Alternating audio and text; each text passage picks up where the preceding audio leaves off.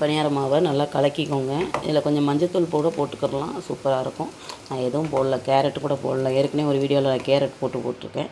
இப்போ நான் எதுவுமே போடல. நம்ம இட்லி தோசை மாவு தான் போட்டிருக்கேன். அதில் நம்ம எல்லாமே வதக்கி போட்டிருக்கோம். ஒரு சிலர் அப்படியே போடுவாங்க, நான் வதக்கி போட்டிருக்கேன். இப்போ இதை கொஞ்சம் ஒரு 2 நிமிஷம் கழிச்சிட்டு நல்லா ஊறிடும். கொஞ்சம் உப்பும் போட்டு கலக்கி வச்சிட்டேன். நம்ம அப்படியே பணியாரம் ஊற்றிட்டு சட்னி அரைச்சிக்கலாம். 2வது பணியாரம் ஊற்றி வச்சு பாருங்கள், சூப்பராக வரும். இங்கே பாருங்கள்,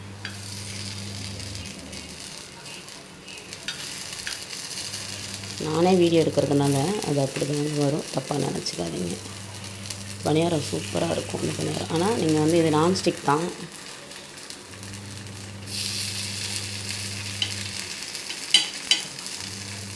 பணியாரம் வெந்தவொடனே காட்டுறேன், எனக்கு அது வேகணும்.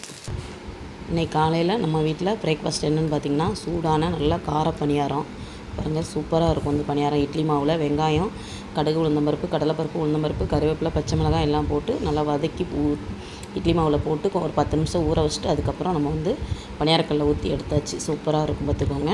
இதுக்கு வெங்காயம், பருப்பு, கடலைப்பருப்பு, உளுந்தம்பருப்பு, வெங்காயம், தக்காளி, வரமிளகாய் எல்லாம் போட்டு பூண்டு, கருவேப்பிலை எல்லாம் போட்டு வதக்கி நல்லா ஆற வச்சு அரைச்ச சட்னி சூப்பராக ரெடி ஆயிடுச்சுங்க.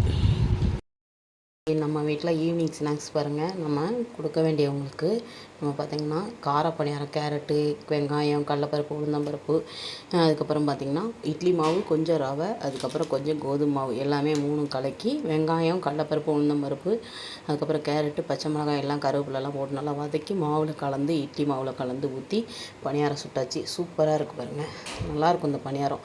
இதுக்கு நீங்கள் சட்னி கூட தேவையில்லை பார்த்துக்கோங்க. அப்படியே நம்ம ஈவினிங் டீ ஸ்நாக்ஸுக்கு சரி சாப்பிட்லாம். இப்போ டீ கொதிக்குது, இந்த மாதிரி கொதிக்க போகுது. இப்போ நான் டீ ஒரு 22 பேருக்கு போட்டிருக்கேன். அப்புறம் மத்தியானம் பார்த்திங்கன்னா நான் 27 பேருக்கு சிக்கன் குழம்பு சாப்பாடு செஞ்சாச்சு. இப்போ டீ கொதிச்ச உடனே காட்டுறேன்.